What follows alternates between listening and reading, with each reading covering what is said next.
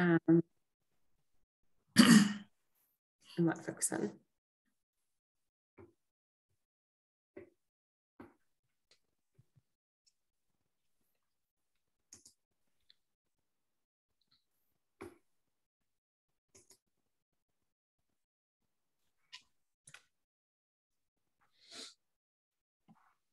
Welcome, folks. It's Joanna Kerr here with Make Way. We're just going to wait for a few more people to join, and then we'll get going with our very exciting webinar. Well, we hope it's exciting. We think it is. We hope you find it exciting.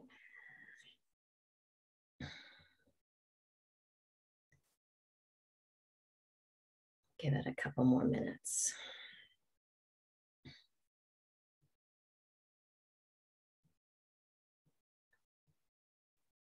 People join in from all over.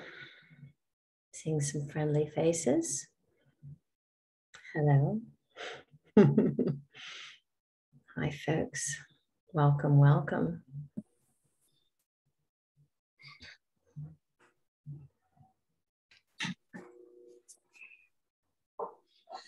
And we are recording. So just for those of you who didn't see us hit the record button, just so you know that if you are waving, you are on camera, and we'll be sharing the video with folks that wanted to attend but couldn't.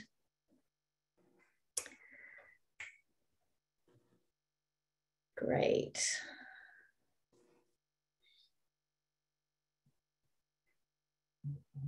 So, right, I am going to get us rolling because time is of the essence. There is certainly an urgency to this agenda, but also some necessity to take things slowly and let them emerge. But welcome, everybody. As I said, I'm Joanna Kerr with Make Way, and I'm really thrilled to be co-hosting this event, co-hosting it with One Earth. And we are also partnering with the Environmental Funders of Canada and Hot and Cool Institute and Sacred Earth Solar.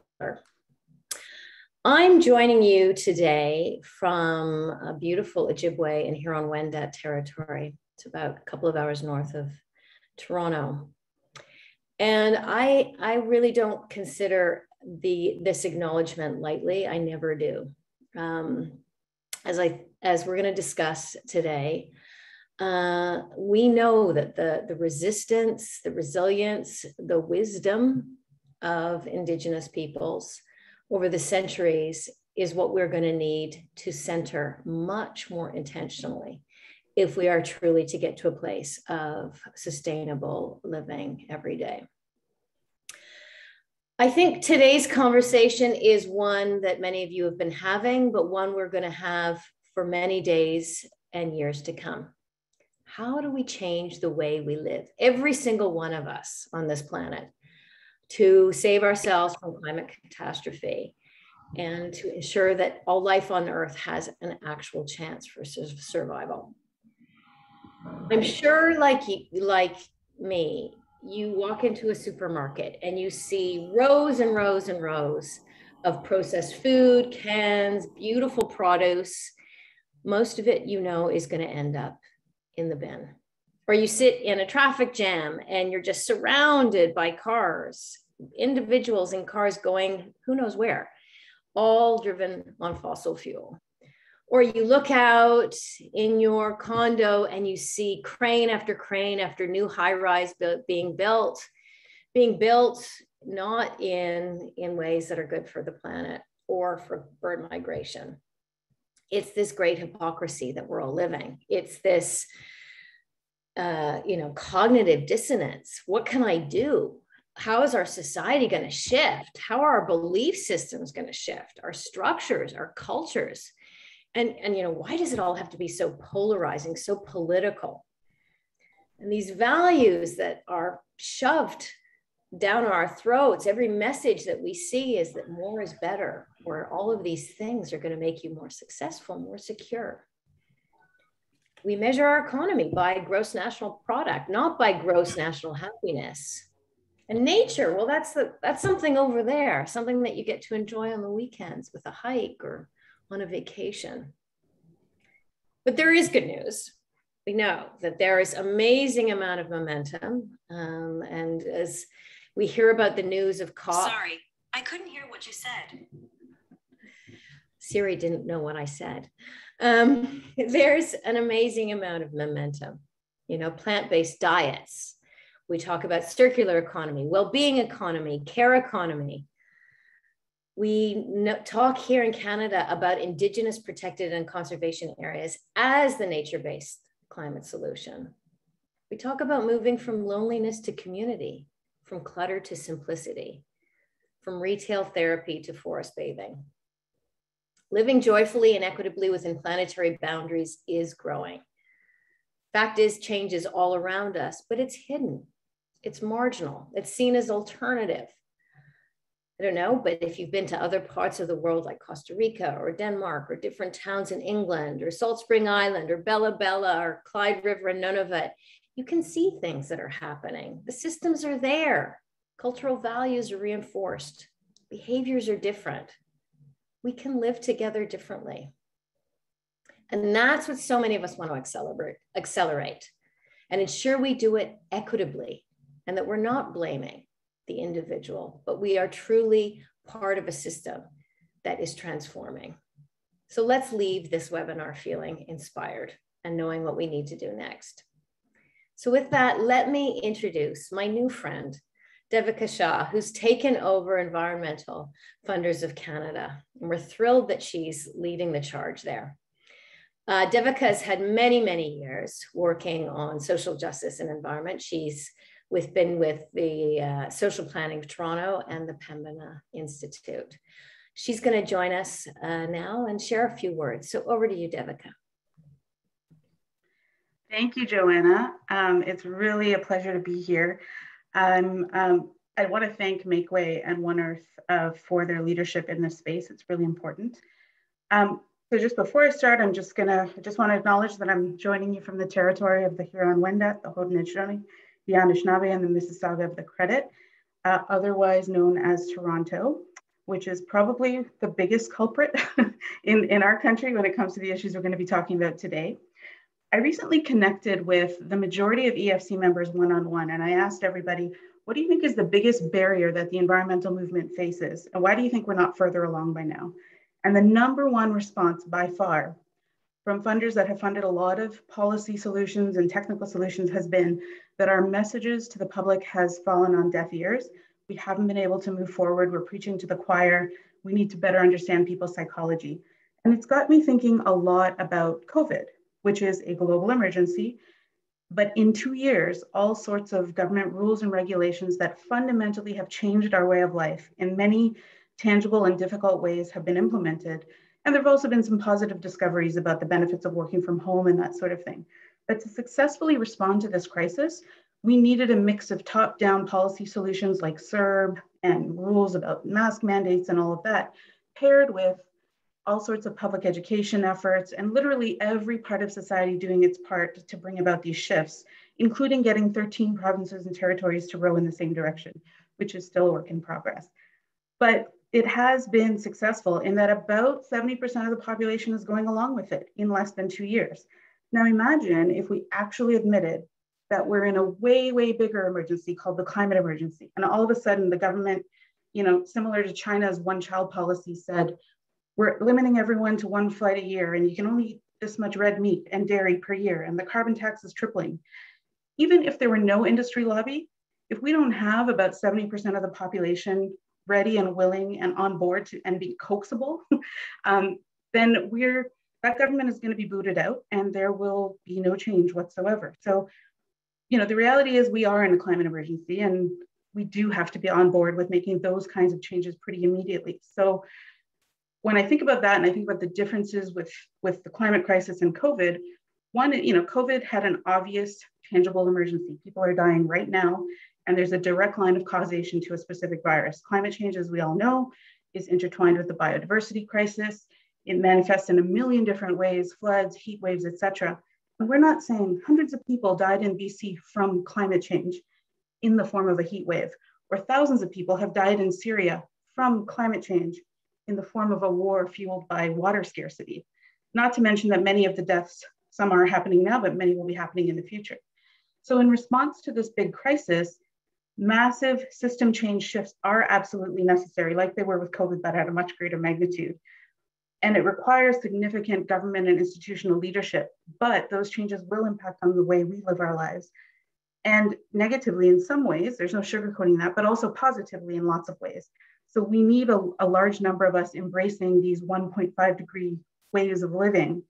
And when we talk about that culture shift, like that's what's required is a culture shift here. When we talk about that culture shift, we often think of youth mobilization and NGOs doing outreach. That is a subset of this, but what we're really talking about is wholesale cultural shift. And, you know, I think about how influential shows like The Ellen Show and Will and Grace and Modern Family have been in helping to legalize gay marriage. And that's what we're talking about, like literally every aspect of human society working to bring about this shift. So this is critically important, high impact work. I think it's the most overlooked in our area of work. And I really, really encourage my colleagues in philanthropy to take this work seriously. We as philanthropy are the sector that are best positioned to catalyze big shifts. It's our job to think 10 steps ahead of industry, 10 steps ahead of government, 10 steps ahead of nonprofits. And that's why at EFC, we're so happy to support this initiative. So thank you very much. And I will pass the baton over to our next presenter. Thanks, Devika. Really appreciate it. So we are going to hear from three remarkable individuals who've been doing a lot of work in this area. And their bios were in your invitation. I'm gonna hand it off to Louis Akanji, who's going to be speaking next. He's the managing director of Hot and Cool Institute. He's been doing work on sustainable development at the global level and sustainable consumption for many, many years. And he's been doing some very, very important research on 1.5 degree lifestyles. And he's just released the Canadian data, which is, I think to say the least, an eye-opener for so many of us in terms of the role that Canadians per capita are playing vis-a-vis our carbon budget. So Louis, welcome. He's joining us from Berlin, and he'll talk for 15 minutes, and then we'll hear the other two speakers, and then we'll, you know, if you have questions or comments, save them for the time towards the end. So over to you, Louis. Welcome. Thank you so very much, Joanna. And it's wonderful to see friends here, but it's even better. It's wonderful to see so many faces that I do not know. What this tells us that there's growing interest in this topic, and so it should be. It's quite important before I start that when you see lots of numbers here, this report is ultimately about people. It's about our aspirations and the future that we dream of. It's about the collective ambition that we have as societies, and knowing that, you know, we are at a very critical juncture, and rapid transitioning is needed. So the role of Canada as a sort of a leading economy, but also a country that has shown conscience in the past is very important here. Why are we talking about lifestyles here?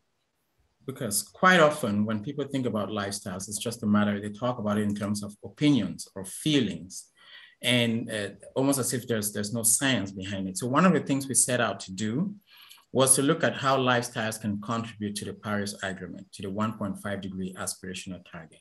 We know that governments tend to not touch consumption, especially because, you know, they're afraid of getting voters angry, and businesses shy away from reducing production, of course, because of profits.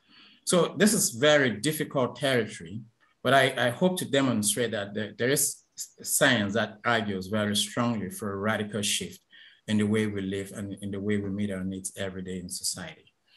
The recent IPCC report tells us very clearly that we have, at the current rates of emissions, another 10 years, and we're crossing into very, very dangerous territory, which is hard to predict. And it also argues that by the middle of this decade, we need to have peaked and then radically start reducing our emissions. It means we have a very fast shrinking carbon budget. Quite often what you see shown is graphs like this, which represents territorial emissions. This one is by the government of Canada. And as you can see, Canada is one of the top emitting economies, but even so, it's fairly low down the list, below China, below India, below Japan. This is what is called territorial-based accounting. What it does not show you, however, is the impact of all the meat in China, which supports lifestyles in Canada, or the meat that is imported from Brazil or New Zealand and consumed in Canada. So in order to get close to lifestyles as much as possible, we look at consumption-based accounting. And what we pretty much do is take the remaining carbon budget that is given by the IPCC, distribute it equitably across the globe, and we remove capital formation and government expenditure in order to arrive at the impact of lifestyles on the climate. It shows that we're currently at a global average of about 4.6 tons per person per year. And if we need to meet the 1.5 degree target, we need to ultimately go down to 0.7 tons per person per year. Between now and 2030, we need to go down to 2.5 tons. That's about a 50% reduction. But this is not for all countries. So I would like to show you how it differs across countries, looking at the 10 economies that we compared in the report. You can already see very clearly here that among the countries that we compared, it doesn't mean Canada is the top in the world, but amongst those that we looked at, including Canada, Finland, the UK, Japan, China, South Africa, Turkey, Brazil, India, and Indonesia, Canada is fairly high by a huge distance. And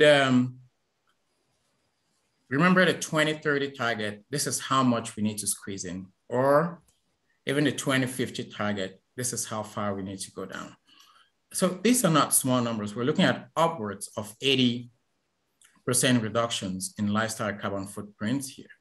But also notice the differences, just the footprint from transportation from personal transportation in Canada alone is bigger than the per capita footprint of someone who lives in China or someone who lives in South Africa. And it's not only industrialized countries that need to reduce lifestyle carbon footprints here. We see already that countries like India, Indonesia, Brazil, that compared to where they need to be in the year 2050, already need to start thinking about reductions. And these are countries that still have hundreds of millions of persons that are living below the poverty line. And they would need to actually increase your consumption per capita in order to offer lives of dignity to their citizens. But where is the consumption space for that? I thought it's worth going into a bit of the data to show why exactly Canada comes up far ahead of most countries. Canada, of course, is a big country. So we see that typically in the case of transportation, an average Canadian drives about or travels about 22,000 kilometers a year. That compared to a Japanese who does just about a half of that. And car driving, small trucks in Canada are some of the biggest corporates here. It's pretty much a car culture. You can see the story behind the numbers here. It's not only that, you know, it's also public transportation. You can compare, in this case, Canada to Japan, where about 33%, I think, of total transport demand in Japan is actually public transport, while in Canada, that number is about 15%. Or you can look at train use. Japan has a highly developed train system, and about 28% of public transportation is through the train. But in Canada, that number is at about 0.5%. So these are really the disparities, a combination of how much people travel and the intensity of the travel means. So private car use and flying are really quite major here. In India, for example, which shows a completely different culture, it's motorcycle use, which is quite a big deal. Or you can look at housing. Canada is a cold country, and you don't expect people to have cold winters or not heat their homes in the winter. This is where heating and cooling comes in terms of housing. But again, it is not just the heating and the cooling that is a problem here. It is also the sizes of the houses and the source of the energy. So in Canada, for example, the living space per person is about 58 or just under 60 square meters. You can compare this to the UK, where that is 39 square meters, right? And having to heat this in a very cold winter means that it needs a lot more energy than other countries. It is that, but it is also because most of the energy is from non-renewable sources. That's natural gas, which is being used in Canada, or pumped hydro. Although hydroelectricity is a renewable energy source, pumped hydro is an especially unsustainable one compared to hydroelectricity. And all of this is happening in a context where, you know, the winters are very cold, and but you cannot deny people sort of basic comfort or basic heating. So a combination of the intensity of the energy that is used for heating and cooling and how much space is heated or cooled is putting Canada quite far ahead here. The implications here are really very clear. There are limits to consumption, especially biophysical limits, which we cannot transgress. So we need to start letting go of certain things. And the sooner we do that, the better. It's not only letting go, we need to find new ways. In doing so, we also need to avoid this small action trap where we think just fringe changes here and there are going to get us there. You've seen the numbers, you've seen the magnitude of change that is required. These fringe elements are not going to bring about this rapid transition that we need. We need to prioritize actions that really generate momentum in society and experiments that have a very high return potential. Business as usual is really not an option here. And in going about this, we also need to start taking out the bad options, the harmful consumption options that are available in society, and make the default much more sustainable. A couple of things will be needed, and I point out just one or two that are in the report. The first one is that we generally talk about reductions so much that it starts scaring people. We also need visions that can guide us into a more positive future. But in developing these multifaceted visions for different societies, we should avoid what we typically see, these technology utopias and economy-centric economic growth mantras that really do not add up to much. The second thing is, with the type of numbers that we're showing here and the radical reductions that are needed, we need unprecedented capacity building, not just for individuals, but also for businesses, for governments, for institutions. And part of this needs us to imagine a future that is very different, that is radically different from what we know today, right? The report talks a lot about a fair consumption space, because not everyone contributes the same amount to the problem that we're now facing. We know from global analysis by Oxfam, for example, that the richest 10% of society contributes more than 50% of the greenhouse gas emissions, and the poorest 50% contribute just about 10%. This is a sort of perversion in which we find ourselves. There's a very strong correlation between income or riches and greenhouse gas emissions. In the case of Canada, this is data from Statistics Canada. You see the wealth inequality here. So you can already start telling these sort of disparities in wealth and who is contributing more to the problem of Canada here. We see these vast inequalities across the globe. So we have inequalities between countries, we have inequalities within countries, we have inequalities amongst races, gender, we have all forms of inequality that are exacerbating attention here. We see climate change beginning to drive lots of problems in ways that had not been thought about before. So how do we do this? We've talked about a climate emergency. So if you have a climate emergency coupled with vast inequalities, how do we allocate a limited and fast shrinking carbon budget that we have in a manner that is fair to everyone, but also very radically decreasing our footprints within the limited time frame, the 10 years that the IPCC gives us, within which must change course. We talk about a fair consumption space. There are a couple of things here. In the report, we analyze food, housing, transport, consumer goods, services, and leisure as the hotspots from which we get the emissions. The needs here must be met within this fair consumption space. It also becomes very clear that there are upper limits beyond which we should not go. We call this the environmental ceiling, and lower limits below which we cannot let people fall. Poverty is also a form of unsustainable consumption, and we need to increase the consumption of people that live below this floor. And the space that we have in between for showing our differences, our variations in culture and status and lifestyles is what we're calling a fair consumption space. That is the negotiation ground that we have. We should be careful, however, as we pursue this in making sure that we do not ask individuals or consumers to take responsibilities that are beyond what they have the capacity for. In the report, part of what we try to do is to show scenarios for 2030 that allow countries to meet their 2030 targets. That's to be at 2.5 tons per person in 2030. And we make a distinction between consumption-focused scenarios and system-focused scenarios.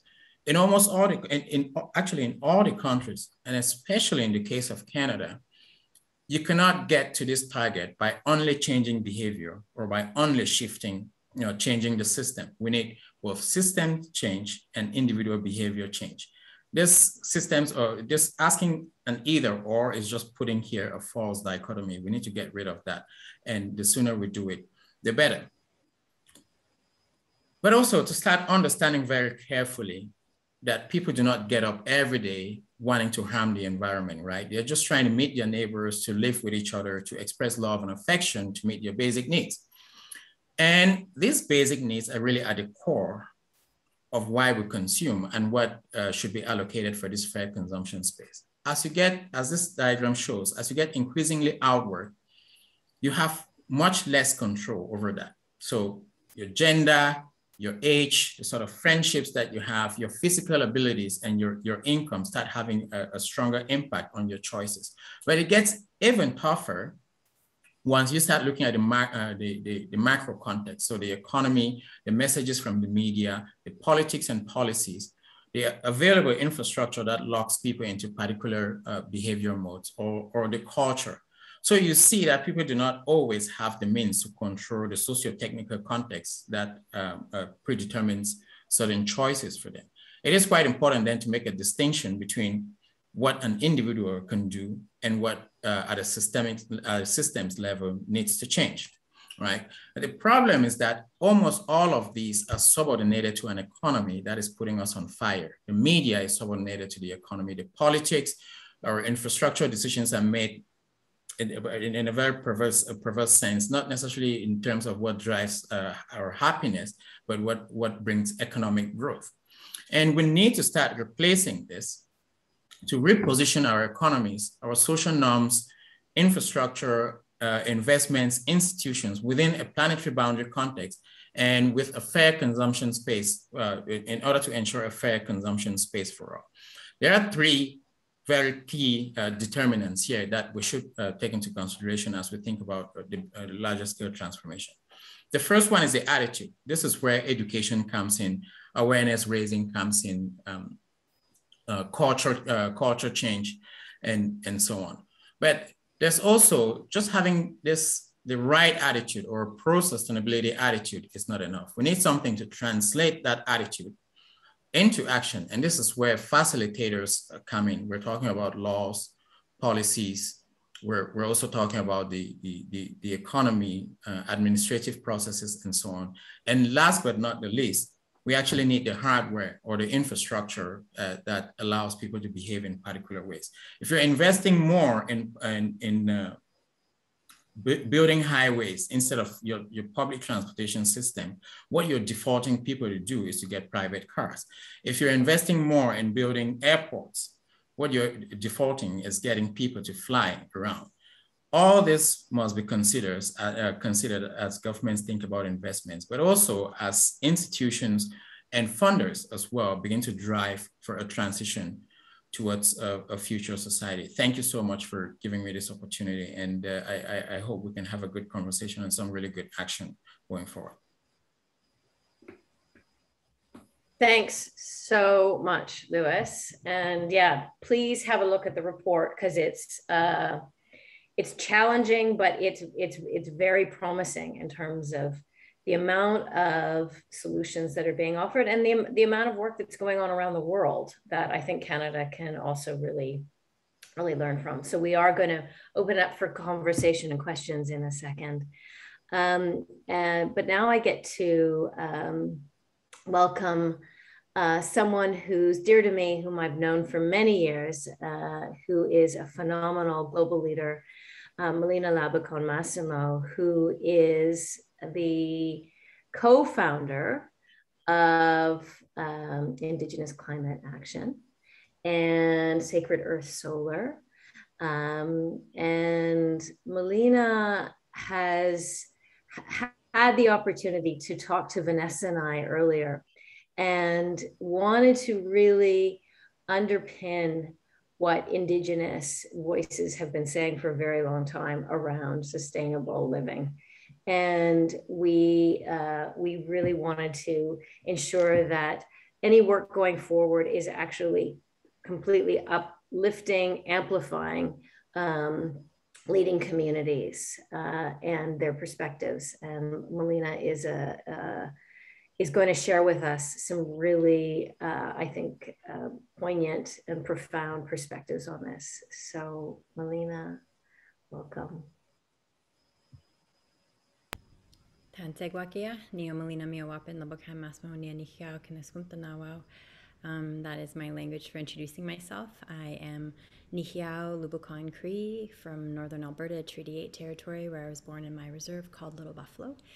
And I'm going to pull up a quick PowerPoint. First of all, thank you so much, Joanna and Vanessa and Devika, for hosting me. And it was so great to hear from Lewis just now and the amazing research that he is doing. So it's just really nice to be in this conversation. I also want to acknowledge that I'm on unceded Lekwungen territory in so-called Victoria, where I'm calling in from today. And just going to put my PowerPoint on now. I'm just going to share my screen.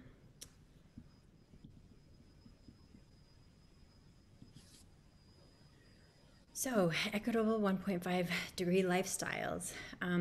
So I'm coming at this from an Indigenous perspective. So as Joanna mentioned, I am the co-founder of Indigenous Climate Action and the founder of Sacred Earth Solar.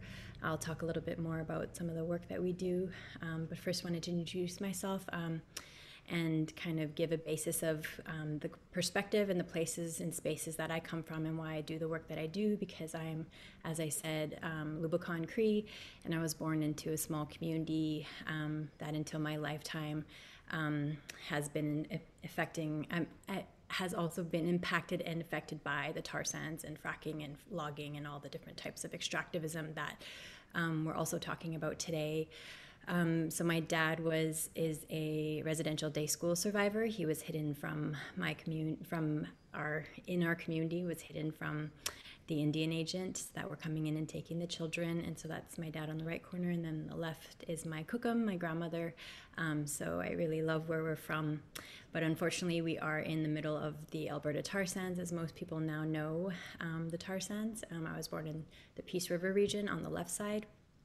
And as you can see, pictures that we've taken, I spent over a decade working on tar sands issues, and I did the first part of my master's degree in environmental studies and researching tar sands extraction in around 2008 and 2009. The impacts are massive, as we know. I'm not going to go into them too much today, but just giving you a basis of why Canada is the highest per capita of GHG emissions in and around the world. For some reason, it's not letting me go now. It's interesting. Oh, here we go. So this is in the cultural context. I'm going to talk a little bit about the TRC and the United Nations Declaration on the Rights of Indigenous Peoples, but the context of cultural and environmental genocide and further encroachment, contamination, and destruction of territories resulting in loss of culture, traditions, and customs. Our way of life is being replaced by these types of landscapes, industrialized landscapes, drained and polluted watersheds, and contaminated air. That top part was taken from the Athabasca region. The bottom two photos are taken from where I'm from, with a pipeline being built by TransCanada, the North Central Corridor pipeline, and gas flaring in our homeland. Wanted to touch a little bit on the kind of bringing the faces of what sacrifice zones and sacrifice communities look like. Sometimes I don't think we see the externalized cost, and so that's why I do talk about that, because I grew up seeing it. And these are my cousin's kids who were exposed to the massive pipeline spill that I showed a picture of. If you go to oil on Lubicon land, you will see more around pipeline spills and why I've worked on that issue as well. And as you can see, it's a microcosm of the macrocosm of many Indigenous communities and BIPOC communities across Turtle Island, where we see cluster and cancer clusters and impact zones across to support this type of GHG, heavy intensive fossil fuel extraction. So that brings us to the question of, are we in an era of reconciliation? What does that mean with more than just words, and what does it mean in action? And in terms of this, with the careless economy that we are currently in, where, out of this country studies, we see that Canada is the worst per capita by record, that we are still living in an era of neocolonialism. We are in a crisis of, a state of crisis and economic hostages. I would like to also, and I think as we are coming into more conversations around the Truth and Reconciliation Commission, that colonialism has not ended, and that we are still living in a world that is out of balance from the destructive, careless economy that is based on patriarchal colonial values. And the form of neocolonialism I'm most familiar with is obviously resource extraction.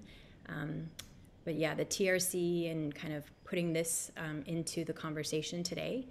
The TRC, as people may or may not know, was released in 2015. It detailed the inhumane treatment of Indigenous peoples from colonial government policy and church policy for over 100 years. Entire volume was dedicated to the unmarked graves. That is just now surfacing 6 years later, even though it has been detailed extensively in the TRC. And if also, I'd like to mention 94 recommendations of the TRC that really every person should read, especially if they make their homes in so-called Canada. Also, as I read through the TRC recommendations, I counted 22 different times that UNDRIP, United Nations Declaration on the Rights of Indigenous Peoples, was named, as which Canada is a signatory. So, it's interesting that while we are saying that we're in an era of reconciliation, we still see this pursue an agenda of extractivism, and also the inability for Indigenous peoples in which the homelands where these externalized costs are taking place still have the inability to say no.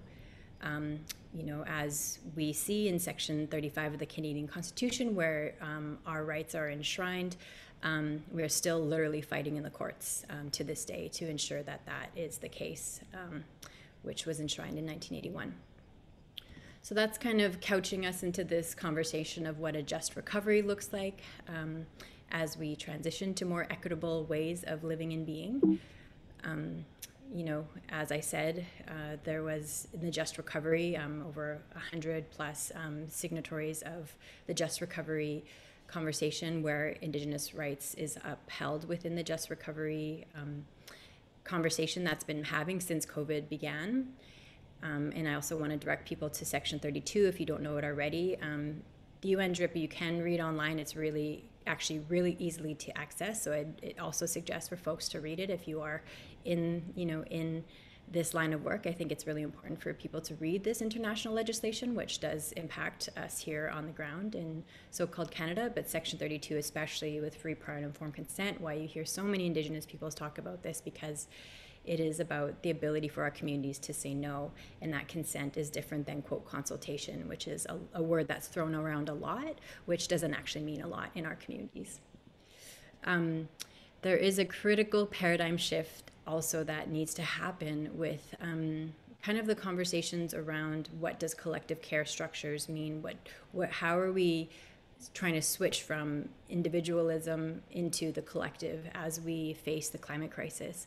Indigenous peoples have had an intimate and reciprocal relationship with Mother Earth. And so that's why you see so many Indigenous frontline land defenders, out literally sacrificing their bodies, their times, their ability to spend time with their family, because we have that sacred responsibility to protect her as a basis of our cultural foundations of an Indigenous worldview, that all life is sacred. And so, we have had these governance structures that were really done away with colonial government policy and tearing at the social fabric through residential schools that are now, you see this era right now of revitalization in Indigenous communities, of our governance structures, of things that were literally illegal until the 1960s, that now we are starting to see more systems of care and collective healing accountability, which we had traditionally before colonization happened.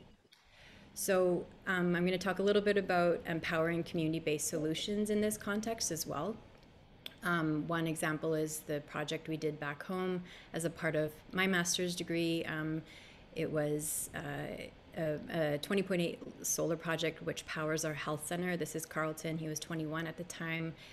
We were training him of how to install solar. It was the first time solar was actually in our community in the north of Alberta, in the heart of the tar sands. And you can see us doing a top-of-pole mount system, which is right in front of the school. You can see the school behind, where children go from kindergarten to grade 12. And it was a really joyous day because it was something that hadn't been seen or done at the time. This was in 2015 at the start of Sacred Earth Solar. We called the project Bitapan, which means coming of a dawn, coming of a new era. We had a ribbon cutting ceremony and a solar feast. And as well gave climate literacy workshops in communities because of the need for us, all our communities, not only Indigenous but non-Indigenous communities, to be climate literate, and why we are really facing climate change at this time, because we don't have literacy within our communities. It's not taught in our schools, and that is, I think, a big reason why we are really facing catastrophic climate change. I also wanted to touch on quickly around returning to zero waste communities, which our communities have always been zero waste, net zero communities, Indigenous peoples have. But unfortunately, there is a co-optation of this word. And I would definitely, if people haven't already, even though I'm sure it went around a lot, I did this article, which was really great, from the perspective of climate scientists, saying the concept of net zero is a dangerous trap. So I'd Google that if you haven't read it already. But current net zero policies will not keep warming within the 1.5 that we're talking about today, because they were never intended to. They were and still are driving, to protect business as usual, not to protect the climate. And so there is a concern in the scientific community around the Paris Agreement, BECCFs, offsetting, geoengineering, and net zero. So I think this is a really great discussion as well that we don't have time right now to talk about, but I would definitely direct people to read that, because I was happy to see that discussion, because many Indigenous peoples actually have that critique in as well, that, when capitalism and market-based mechanisms have created the problem, so why are we using them to create the solution? We know that that's not going to be the case, that a lot of the things that are being promoted are in fact unproven technologies and extremely expensive, and that's why they haven't been able to help us reduce our greenhouse gas emissions.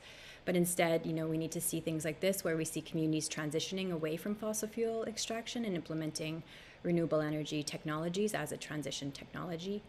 One thing that I wanted to point folks to that is a really good resource out there, if you haven't seen it already, it's called Power to the People. We spent 3 years going from coast to coast to coast to 26 locations across the country, profiling communities that have in fact done this implementation, not just talked about the implementation, but actually implemented these projects. So from all the types of transition technologies that you can think of, as well as food security and eco-housing. So you can check out Power to the People. You can go to the website, powertothepeople.tv, and you can see all these different types of projects and an amazing climate leadership that Indigenous communities are doing across the board. So back to the question of the era of reconciliation. So I wanted to close around not only, you know, this of the TRC, in that we need more than just words, more than just one day. How do we make this go into something that is from self-care, from individualized to collective care, and how do we, what we like to call healing justice, and ensuring that communities are able to thrive instead of just survive. And one of the reasons why, you know, what we've seen repeatedly, unfortunately, and speaking to the philanthropic sector, I'm sure that you come across this a lot, but I think it's something that we have not addressed as a movement, especially in the era of climate change, where we see serious burnout across the board for activists, where we see the, you know, psychological, emotional, and physical well-being paired with hopelessness, and really, in fact, causing people to either permanently leave the movement spaces, permanently leave this work because it's not sustainable, and or, unfortunately, in the case of some of my friends, you know, have committed suicide because they have committed their lives to this work, and yet we see the sacrifice of the individual for the collective, but when the individual needs support from the collective, we don't see that happening. And so we kind of are at this precipice where we see just burnout happening so much, and we have this narrative currently right now where we think, you know, it's the impetus is put on, oh, well, we have the younger generation, and it's the same thing of, you know, using them as another extractive way of saying we're just going to extract again from these young people, and then they burn out and we're going to throw them away, because that's what we see repeatedly happening since the 60s, where people burn out and they leave, and it's a throwaway culture based on, you know, the hyperproductivity of capitalism and the ability to throw things away like people. So I just wanted to mention that as well. And that burnout is even more prevalent among marginalized activists and people of color, because they're dealing with everyday acts of racism and microaggressions and oppression. So how do we support that? So healing justice, just so folks know, is a framework that recognizes the impact of trauma to individuals, trauma and violence onto individuals and communities, and names collective processes that helps transform these resources. So in a system and society that actively targets Black, Brown, and Indigenous peoples with bodies with violence, oppression, and terror, it is critical to build movements that fight and achieve justice for all. So this includes well-being, healing, and not only surviving, but thriving. So thinking of it as resiliency and healing as strategic in this work, and that people have access to healing spaces and places. And this idea that self-care, you know, self-care is only accessible if you can afford it a lot of the times, but we need to come to a place where self-care and healing is not a luxury, that is a priority and necessity in the work that we do, and it's also prioritized within our movement spaces and prioritized within the funding, ensuring that, you know, that it's not seen as a self-indulgent thing, but it's actually seen as resiliency and thriving in our movements. Wanted to finish with this quote here, and this is, if you haven't read this book, I would definitely recommend it as well. I'm on the board with Edgar for Indian Collective, and he talks about, you know, all my relations, a world in which everything and it's an Indigenous value, and this idea of all my relations, which we say many times in our ceremonies, a world in which everyone and everything is interconnected and interdependent. So Edgar says, all my relations mean that everyone is at home here. Everyone has a responsibility in making things right. Everyone has a role in the process of healing, regardless of whether they caused or received more harm. All of our suffering is mutual. All of our healing is mutual. All of our thriving is mutual. So I wanted to end with that. And thank you so much for listening, and look forward to the conversation. Hi.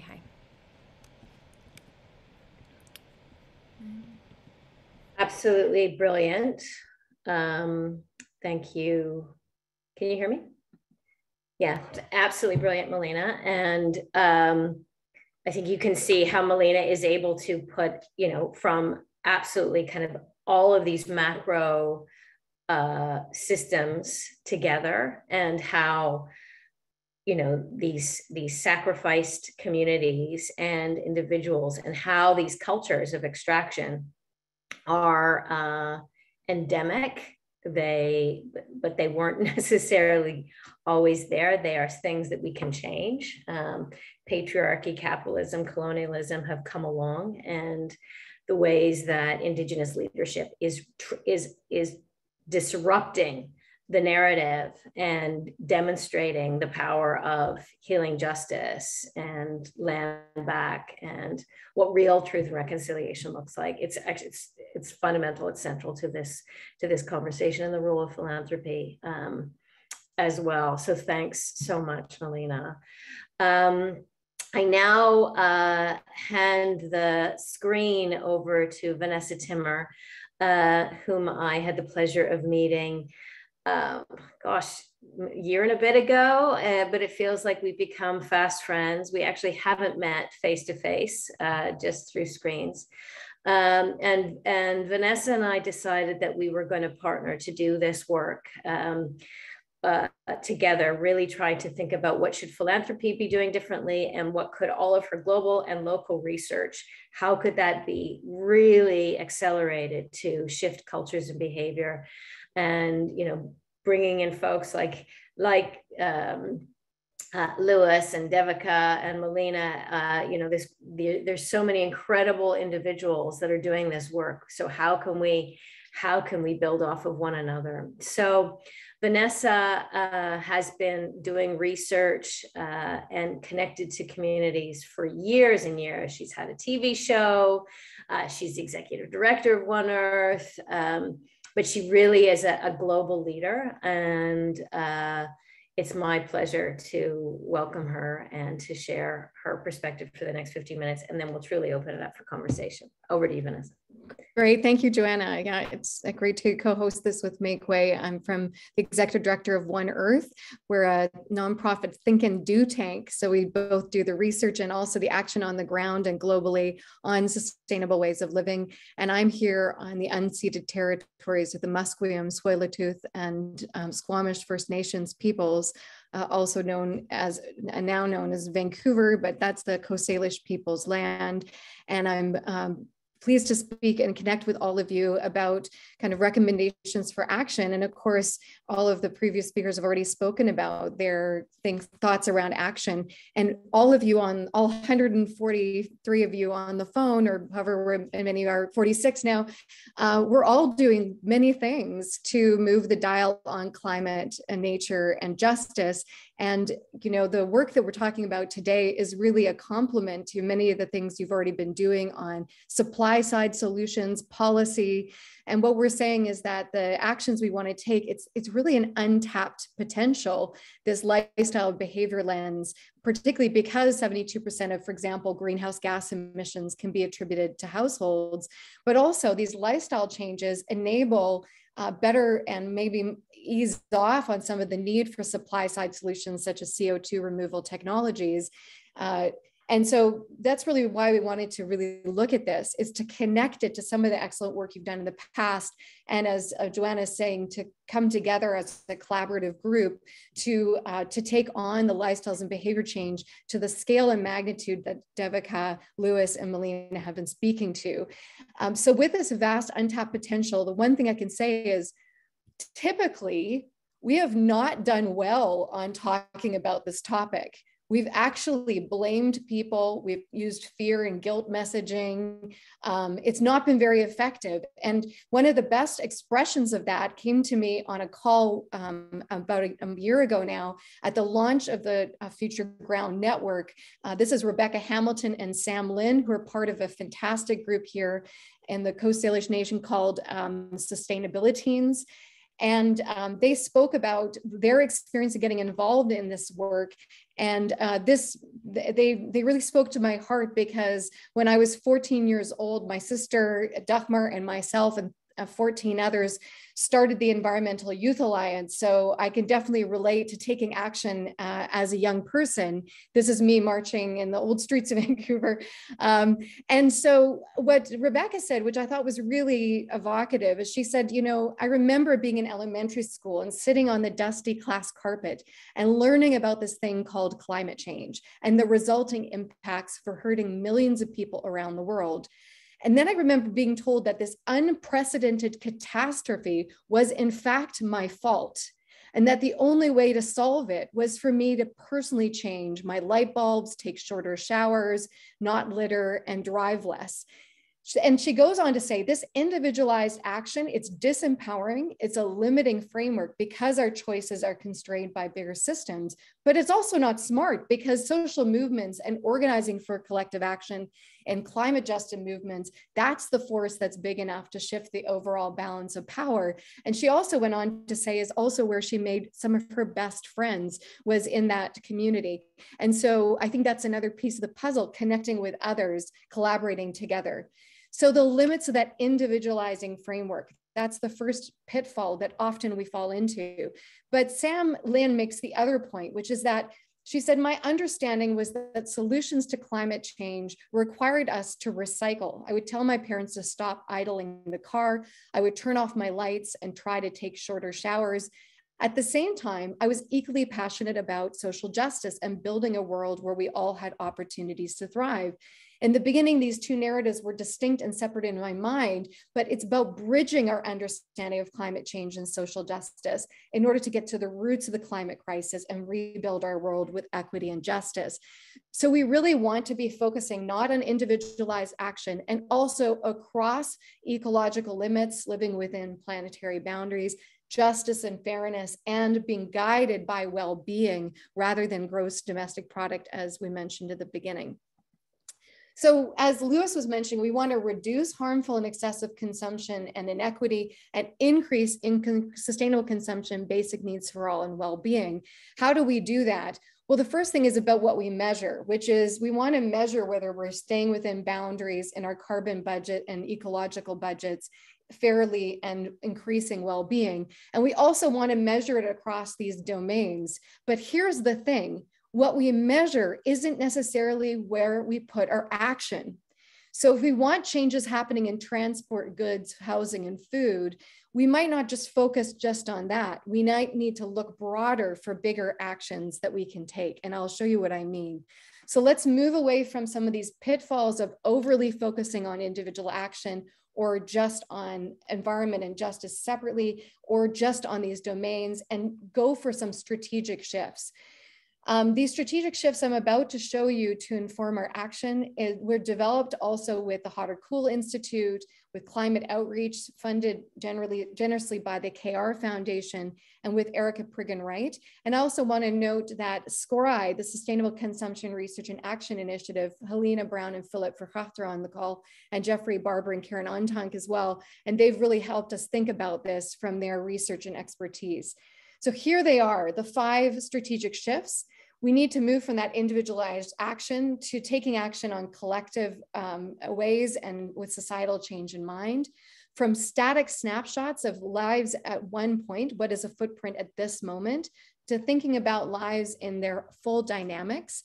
From just focusing on consumption to broadening our view to better living, to thinking that there's one size fits all sustainable lifestyle, to looking at the diverse lifestyles and livelihoods, the way we show up in our work and livelihoods around the world. And from just speaking about limits to also thinking about regeneration. So I'm going to spend a little more time on the first one and then briefly on the other ones, because this will help us orient the types of actions we want to take. So the first one is, the great news is that individual actions do add up. So we do want to ensure that people are given the kind of guide to take higher impact actions. Many people still think recycling is the biggest action they can take, rather than some of these bigger things like dietary choice or how we transport ourselves or house ourselves or how big our housing is. We also want to take a whole life approach because, for example, if we save money in our heating of our house or by buying plant-based diets, if we then use that money to drive more, then we get those rebound effects. So let's take whole life perspectives and build capacity, as Lewis said.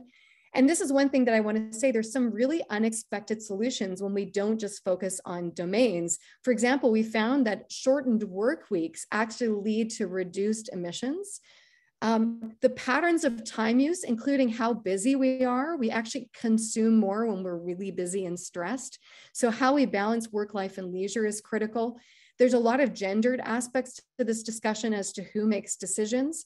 We can also see a lot of opportunity in shifting ownership models. Rosemary Cooper is on the call from the Share, Reuse, Repair initiative, and that does a great job of looking at ownership being spread across a larger group, things held in commons like tool libraries or sharing of spaces, much more cooperative ownership models.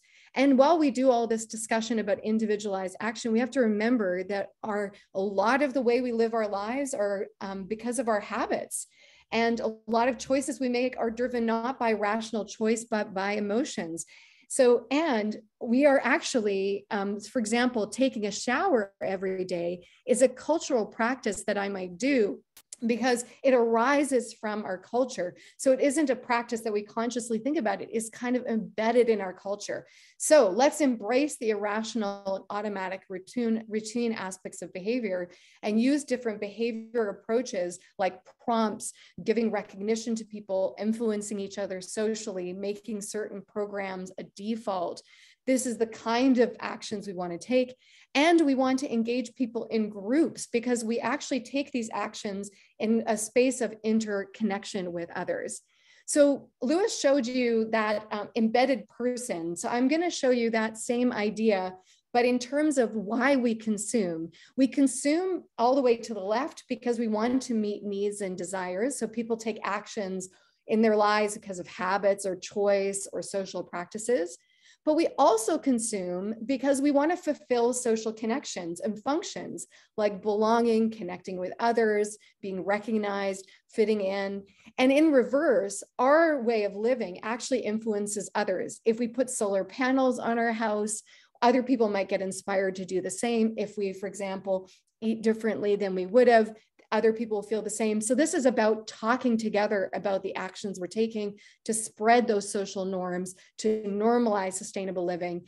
And by the way, when we talk to other people, we should recognize that there are different motivations that lead people to sustainable living practices. And we just did a study on that here in British Columbia that we'll put in the chat for you to take a look at.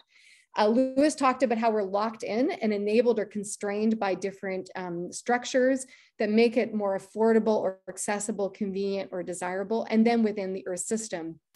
So in terms of, you'll see it here, I love this slide from the Citra, one of our partners in Finland, who shows Tanya at the top, reducing her per capita carbon footprint by taking these different actions, including it with others, like with her neighbors. But she's supported to do so by company and market solutions, by government and policy solutions. But it doesn't just go one way.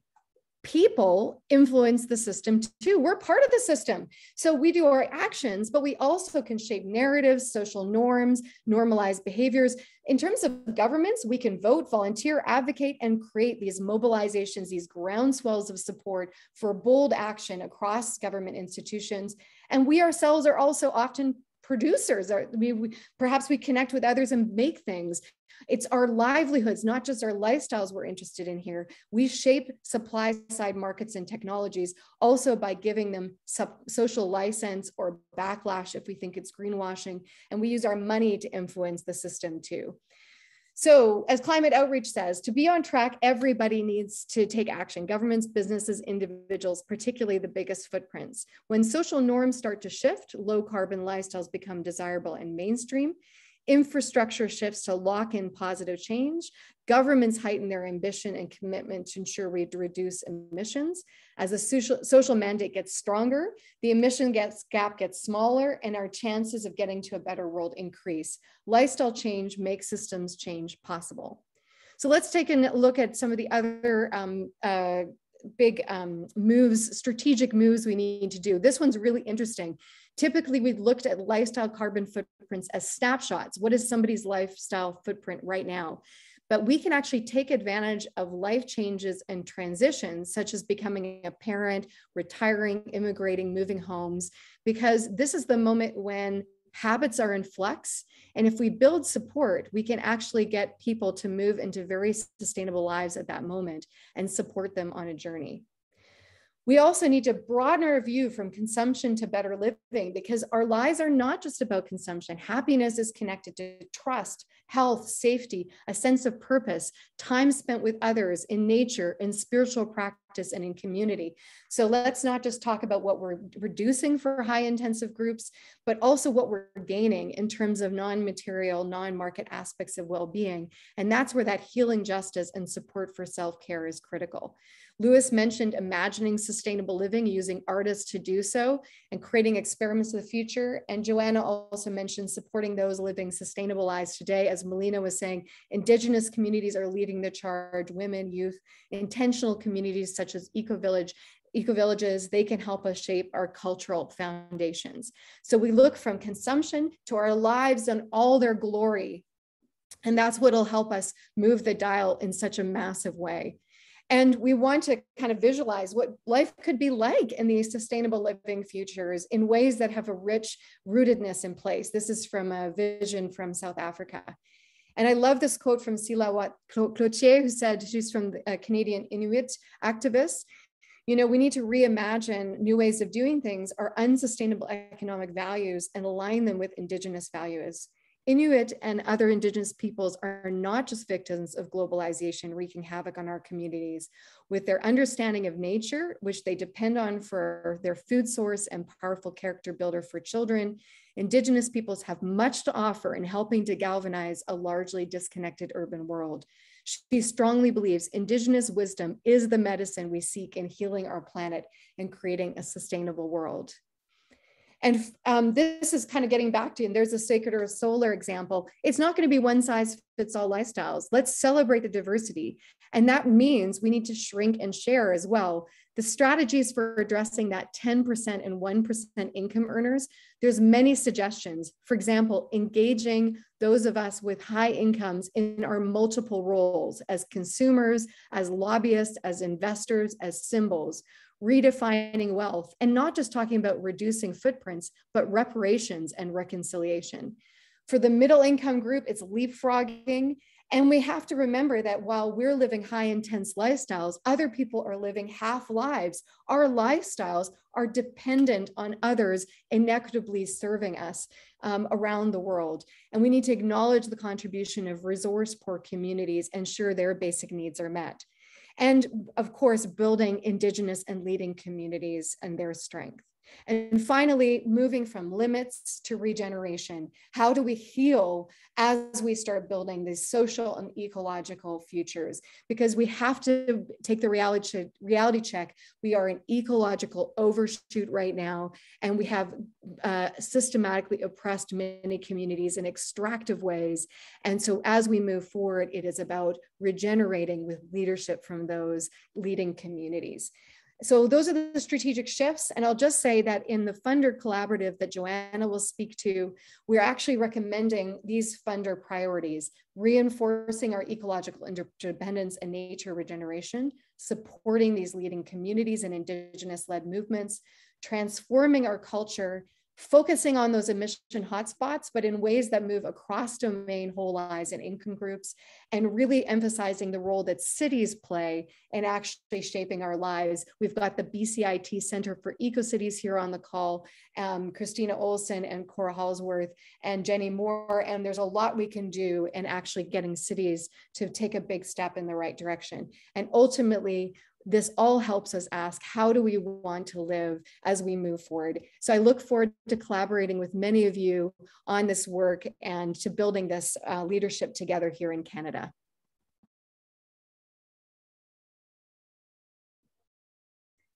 Amazing. Thanks, Vanessa. I don't know how you did that all in 15 minutes. A beautiful presentation and super inspiring. This is now an opportunity if folks want to put a question in the chat, if they want to comment on something. There's a lot of, okay, Helena, over to you and just introduce yourself. Wow, that was quick. I didn't realize that the moment I pressed raise hand, there I am. Power of technology. I'm Helena Brown. I am on the faculty of Clark University in the US, in Massachusetts, and I am a co-founder of Sustainable Consumption Research and Action Initiative, SCORI. I want to thank all of you, the speakers. It was a powerful set of presentations and angles. But I would also like us to think, to move somewhat from the conceptual to more concrete type of conversation. It's not enough for us to be inspired. We also need to understand the tools that are out there at disposal. So I find the report 1.5 degree lifestyle excellent report. And also it is a confrontational report, because what it does, it puts it out there, right? In numbers, what has to change in a very specific way. And Canada, of course, is this poster child of huge per capita consumption, and you actually put it in numbers, right? We have to ask Canadians to live in spaces that are approximately half of what they are right now, right? And so on. So what that means when you think about it is confronting the very heart of, I think, of the identity of Canadians, right? I think of Canada as this, still having some of this frontier mentality, big country, lots of land, and of course, very big houses. When you have lots of land and very big houses, forget public transit. It will never be possible economically, right? And so on, right? So we really need to start thinking about, okay, when we talk, that we will need to ask cultures to really make a huge leap of saying we Canadians are maybe not anymore in the world of limited resources, right? The frontier where everybody has this huge space. How are you going to do it? Let's talk about specifics. So what I think is that the 1.5 report needs a follow-up report that actually confronts this issue at a much more specific level. And to do that, the culture doesn't change just because we present people with a vision. The culture change because government comes up with policies and people see alternatives emerging and they begin to think, I could live that way, right? So we really need Helena. Yeah, thanks, Helena. Thank you so much. It's a really, really good point. And I think there were, particularly in Melina and Vanessa's comments, some very practical things that we are seeing in terms of how those of us who live in this country are trying to shift the culture. But it's good to be woken up by a report like Lewis's to just show how far Canadians have to go. So just maybe to any of the three speakers, very concrete things that you see are happening, tools that are already being applied, that are shifting our cultures, things that you know that are already happening that we need to accelerate. Who wants to go first? Yeah, I could speak to that, Joanna. Thank you, Helena, for that. Absolutely. I think so. A few things that we've been working with One Earth is first of all, where are the transformations and changes already taking place? Because there's many individuals, communities that are already, the trends are already shifting. Everything from the way people want to live their lives that are not necessarily following the hyper-consumption lifestyle, all the way to coming together as communities, as Melina was reflecting, to solve this challenge. So that's one of the things that I think is really critical, is finding those trends on the move. And so there's many examples, but I'll give one that is one that we're involved with, is that we're Cora Hallsworth and Dr. Timmer, who are on the phone today, are working in Saanich on Vancouver Island in a project called One Planet Saanich. And what's really interesting about it is it was part of a One Planet Living, One Planet Cities initiative by Bioregional in the United Kingdom. And what it does in the One Planet Saanich program is that it brings together the entire community around this goal of One Planet Living. So the mayor is involved, the councillors are involved, and so is the local farmers market, the schools, the businesses, the local citizens. And so together they're kind of solving this challenge, and they're backed by the data from the BCIT Center for Ecocities. So Ryan and Cora are on the call. They are basically giving them the detailed data, and it's also informed what is important to that local community. They keep an eye, they're focused on doing this with justice and equity and really building well-being. They've had competitions to imagine, different solutions. They engage people across these different sectors. So I just wanted to note that as one example where I think one of the best things you can do concretely is bring together that kind of ecosystem of actors with that vision, with the numbers, in a way that stimulates action from different parties. So that's one example that's very concrete. Thanks. Melina, did you want to jump in there?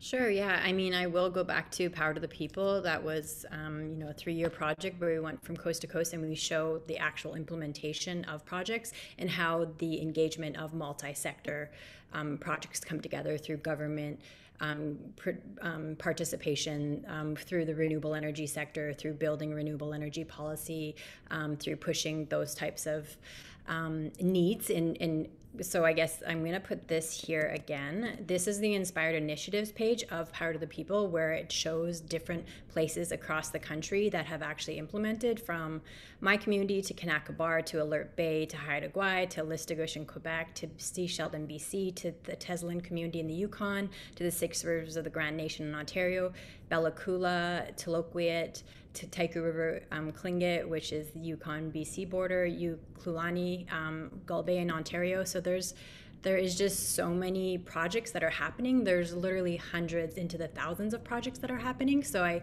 think it's important for us to actually, instead of recreating the wheel and thinking that these aren't happening, that they are happening, and that we need to learn from the communities that are actually doing it, and also learn what the critiques and kind of analysis are from these communities after they have engaged with big developers, renewable energy togethers. They have engaged with government, both federally and provincially and municipally. So I think it's this is happening, and I think there's a lot more that we can kind of learn from these communities that are actually doing this. And even with my community, when we put up our project, there was not renewable energy government policy, but after the Notley government came in, they actually were kind of from projects like ours, where we didn't have government funding, we didn't have renewable energy policy, robust renewable energy policy, that started to become implemented within that. I mean, that's done away with the Kenny government, but it just shows that when these projects go up, when they're being implemented, that puts pressure on all of the systems, because it shows that governments aren't doing enough, right? Which we know. So it allows us to push for a more robust renewable energy policy, but also say that sometimes renewable energy policy or climate policy isn't enough, because it's also done in a vacuum where it's not including Indigenous perspectives. So I'll also say there is a report that we just put out through Indigenous Climate Action that's called Decolonizing Climate Policy, and I'll put the link up there as well. Yeah, just to underline to Helena, what's happening in this country around truth and reconciliation is the acknowledgement that Indigenous governance and Indigenous sovereignty, if Indigenous peoples actually have sovereign control over their lands and territories and waters, that they will be stewarded in a way, and that there will be a very systemic shift. And so that, it's what's referred to often as a land back movement as well. So kind of the shift in resources that's a very, very topical conversation that's happening here within this country, not without its significant heat, but it's something that certainly our organization is very connected to. Louis, anything else that you wanted to add in terms of kind of the practical things that you're seeing? I think Helena's question is really very, very important. When you see those numbers, they're daunting numbers. How do you translate this into concrete action? And a conversation like this is just the beginning. I think one of the most radical things you can do now is just to be honest.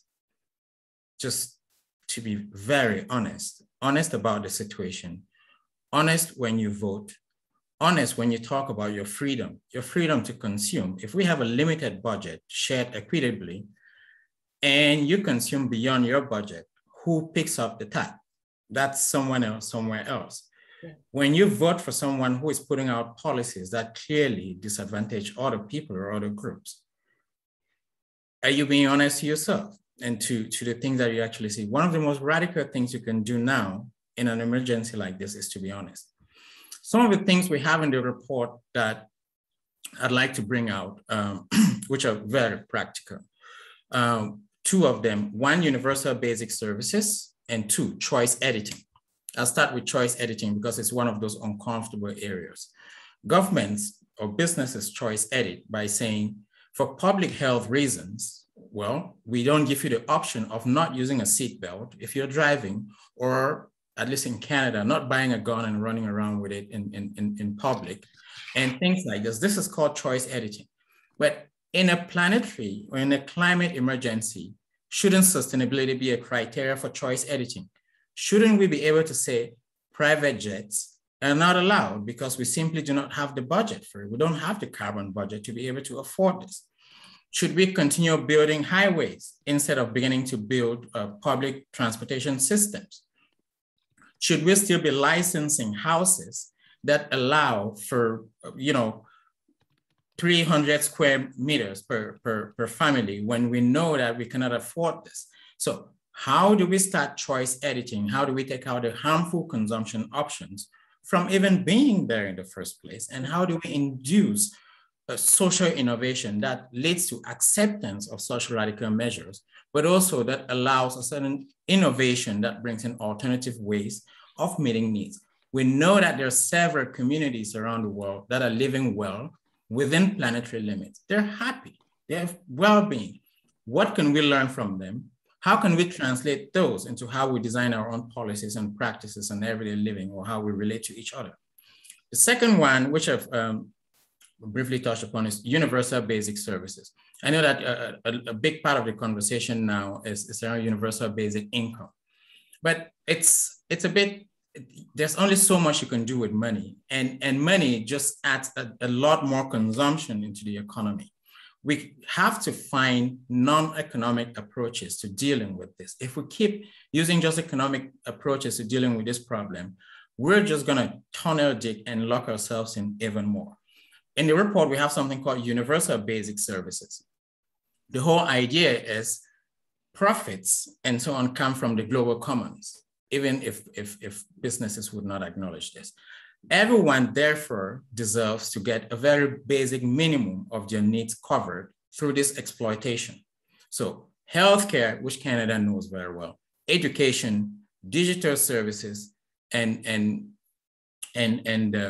food, basic amounts of food. These are things that should be covered across the board.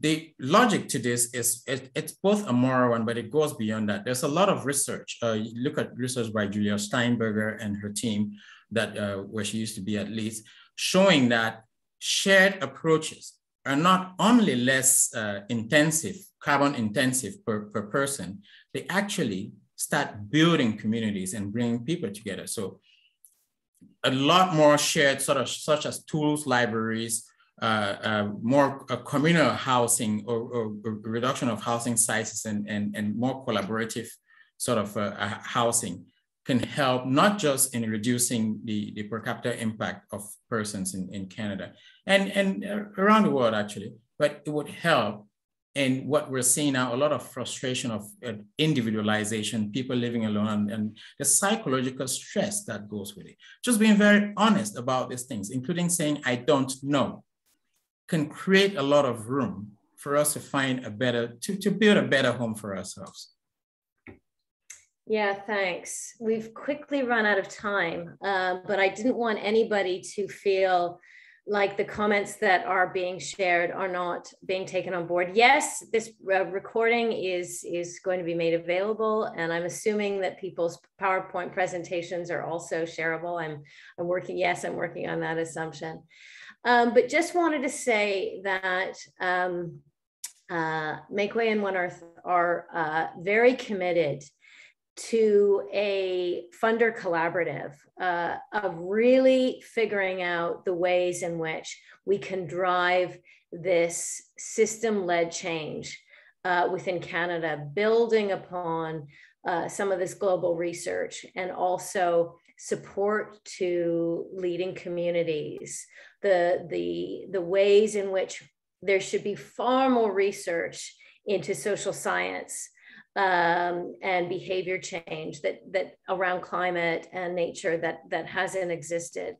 And so next month, for any funding institution that's on this call, you are most welcome to really help us put far more money into the system to be shifting and supporting communities and movements and organizations that are trying to drive this work, not as individuals, but as collectives, because that is what we know is ultimately going to work.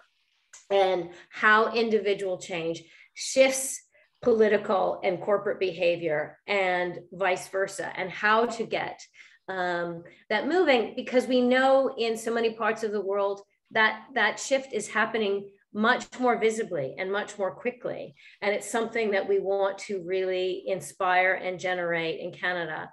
And we're hoping that there's a philanthropic community in Canada.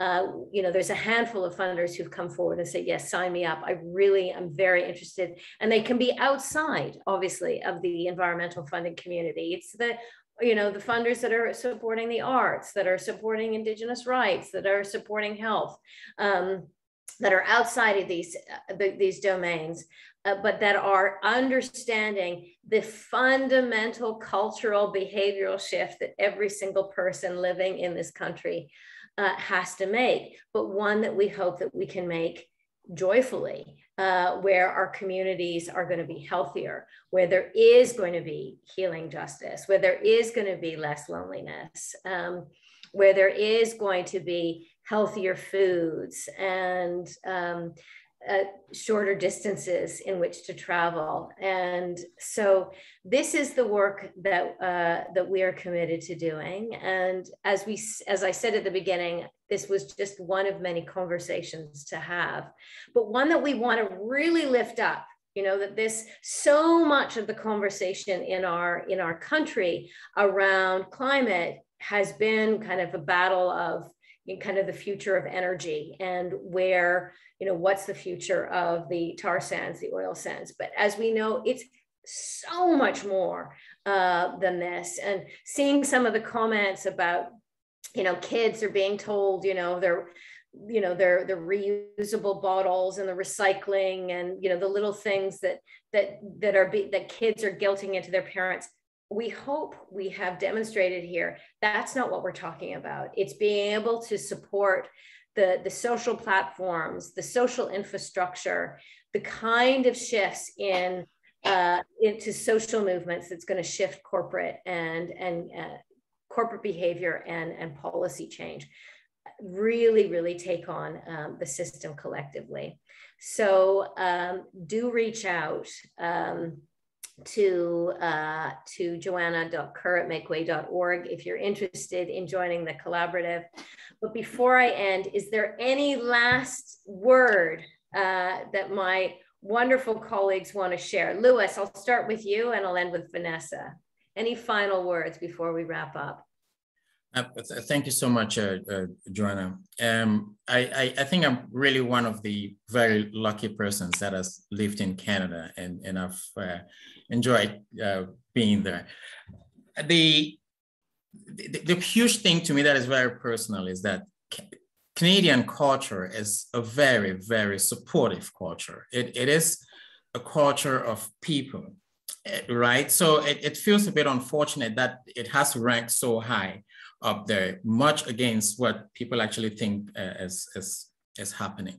The hope, however, part of the intention, and obviously because Canada was one of the leading economies, part of the intention was really hoping that a conversation like this would start in a country that from every indication has the value orientation and has sort of the global power and has a sort of a capital, a reputational capital globally to push other countries, to push its citizens and other countries, that we start seeing change beyond just wording and accounting gymnastics. I feel extremely privileged that I've been invited to talk here. And I hope that it's not seen as a blame on Canada, but it's just opening a window so you can look outside and see what is happening on the streets there and take it into consideration. So thank you so much. Thanks, Louis. Melina, any final words from you?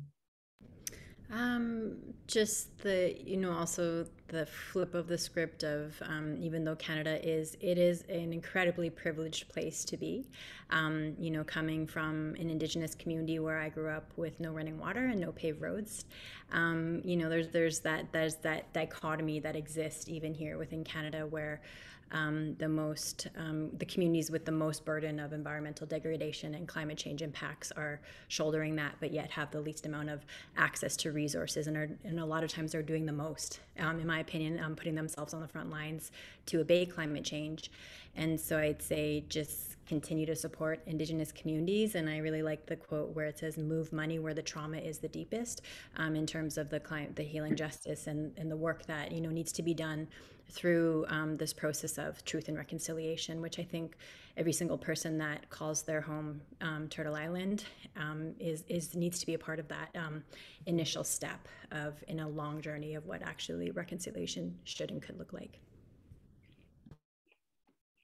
Thank you for that. Vanessa, the last word with you. Yeah, I just want to say that this is kind of uncharted territory for all of us. And we want to draw, as Lena is saying, on long wisdom from the past and look towards crafting a future together. And it's going to be not easy, but we've also done big things together in the past. And so I just look forward to joining forces with all of you who are ready to make that move. I put my email in the chat, reach out to me. The Funder Collaborative is one part, and let's join forces with many of the work that all of you are doing in this area. And I look forward to that. Thanks, everybody, and have a beautiful day. Great. Bye. Thank you. Bye-bye.